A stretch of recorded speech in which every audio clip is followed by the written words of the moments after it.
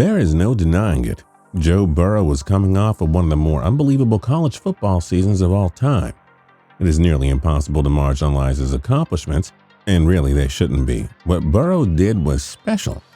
It should go down a seemingly endless laundry list of feats, records, and performances that Burrow strung together during his final year in the Bayou. It has to be up there with the very best to do it at the college football level. The likes of Barry Sanders, who rushed for over 2,600 yards and 37 touchdowns, or Tim Tebow, who exploded for 55 total touchdowns en route to becoming the first sophomore to ever win the Heisman Trophy. When you rattle off what Burrow accomplished, it honestly sounds made up. It is so impressive. During the 2019 season, which was his second and final campaign with LSU, Burrow passed for over 5,600 yards with 60 touchdowns, the latter being the most in a single season in NCAA FBS history. And it wasn't just empty statistics. Burrow undeniably made his teammates better, as proven by the Tigers steamrolling the eternally competitive SEC before a thorough victory over the defending champion Clemson Tigers in the 2020 National Championship game.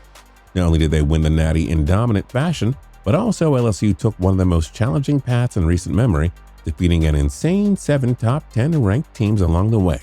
It's hardly a stretch to say that Joe Burrow is very much in contention for having put up the single greatest season in college football history.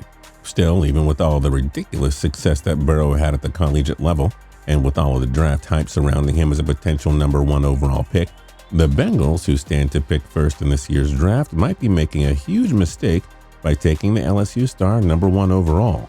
Now, before any of the Joe Burrow fans out there start to get up in arms, hear me out. There's a method to the madness. For starters, the Bengals have way more pressing issues than the quarterback position. Sure, Andy Dalton is no world beater, but he has proven that he has the ability to at least be able to lead a team to the postseason, and maybe his teams would have been able to make a little bit deeper playoff runs if they actually put a more competent team around him. But alas, the Bengals are still in fact the Bengals, and the smart money should be on them continuing to remain in an eternal state of dysfunction. I mean, just last season they made that abundantly clear when they decided to make Dalton the team's scapegoat, benching him for rookie quarterback Ryan Finley, maintaining one of the all-time tank jobs in recent memory.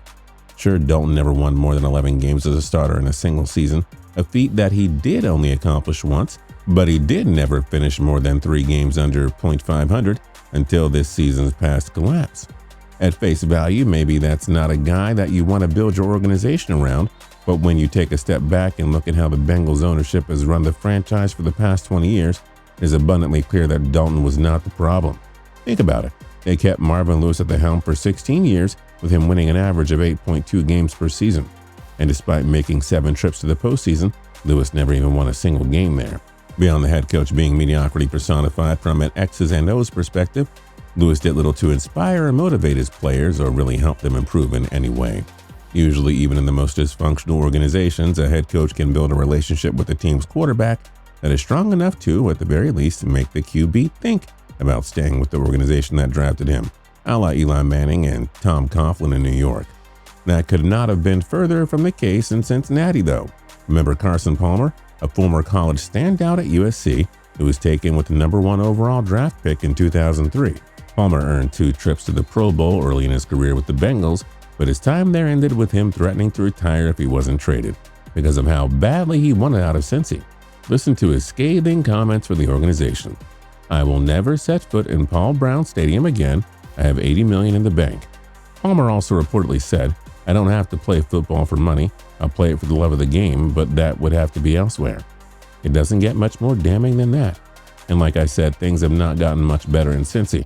It's still run like a 2-bit second-rate organization, so I doubt that just bringing in Joe Burrow is really going to fix anything.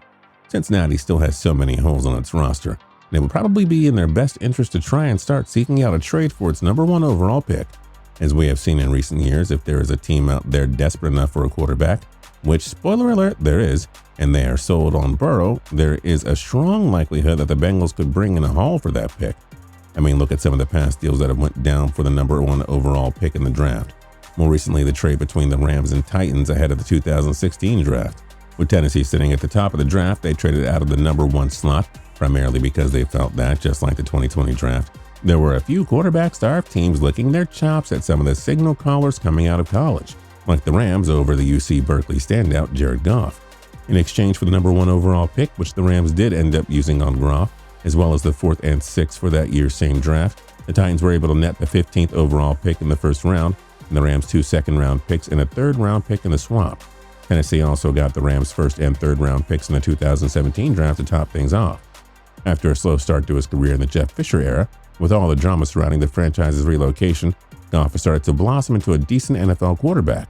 But to say that he was worth even half of the haul that the Rams gave up, I just don't know about that. Even in the recent years, with all the data we have that shows the benefit of having multiple draft selections over a single high pick, teams still continue to unload huge draft capital to move up to the top of the draft. Think back to that 2012 NFL draft and the few seasons that followed it. While it wasn't for the first overall pick, the situation that the Redskins put themselves in by trading up to number 2 overall was very similar. That year, it was a foregone conclusion that the Colts, who held the first overall pick, were going to select Andrew Luck. That meant that Robert Griffin III, was coming off of a Heisman Trophy winning season at Baylor, was the Redskins for the taking.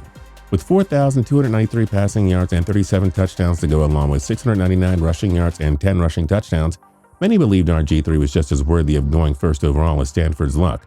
So what was the haul for the number 2 overall pick in 2012? Glad you asked. The Redskins sent the Rams their number 6 overall pick and their second-round pick for that 2012 draft, along with 2 future first-round picks, all for that year's number 2 overall pick, which subsequently turned into just 35 starts. Do you see my point here? This isn't the NBA, where landing at the top of the draft can completely alter the path that a franchise is on. By the nature of the sport, the NFL simply isn't as star-driven of a league. So to think that Burrow, as good as he may or may not end up being in the NFL, will snap his fingers and turn the Bengals into perennial Super Bowl contenders is just foolhardy. Because, by the way, Burrow is far from a guarantee at the NFL level. When you boil it down, he still only had 1 successful year at the college level, which only came after fizzling out at Ohio State. After all, Burrow is 23, which actually makes him older than the current NFL MVP Lamar Jackson. That has to be taken into consideration when analyzing what he did at the college level. Think about what Lamar Jackson would have done had he played college ball in 2019. The dude only torched NFL defenses for an insane 1,206 rushing yards and 7 touchdowns as a quarterback, to go along with 3,127 passing yards and a league-leading 36 passing TDs. And again, this was all against NFL competition. I understand you can only play who is in front of you, and for his career, it was definitely the right decision for Burrow to remain in college. But at the end of the day, it's hard to say that him being 23 during his run to glory was not a factor. All doubts about Burrow aside, the Bengals, who had just 1 Pro Bowler in 2019, should really look to address some of their other more pressing needs that look to be relatively easy to fill in this year's draft. If you ask me, the Bengals should go the way of the 49ers and not the Arizona Cardinals. In the 2019 NFL Draft, the Arizona Cardinals took another Heisman Trophy winner, Kyler Murray, number 1 overall, while the team that chose second, the 49ers, used their pick on a dominant edge rusher out of Ohio State, Nick Bosa. Now, this is not a damnation of Murray's future in the league. After all, he did win NFL Offensive Rookie of the Year, albeit in a weak class of rookies, but a win nevertheless. Anyway, the Cardinals delivered inconsistent performances all year and finished the season 5-10 with 1 tie. On the other side of the coin, Bosa, who was the NFL Defensive Rookie of the Year, and a Pro Bowler for that matter, was a beast, consistently wrecking games and making his teammates' jobs easier. He accumulated 47 total tackles, 9 sacks, and even forced 1 fumble and 1 interception. Oh, and the 49ers came within 1 superhuman effort from Patrick Mahomes from winning the Super Bowl. Maybe there is something to be said to the whole build the team then get the quarterback school of thought. Too often when a struggling team brings in a rookie QB, they end up starting him way too soon, and because of the lack of support around him, he struggles. And that kind of start to a career can completely derail a guy's confidence. If the Bengals were smart, which no one is saying they are by the way, they would take a different Ohio State rusher and Chase Young. The 21-year-old Young was an absolute monster in Columbus, breaking Ohio State's single-season sack record with 16.5 sacks and winning a number of prestigious nationwide awards.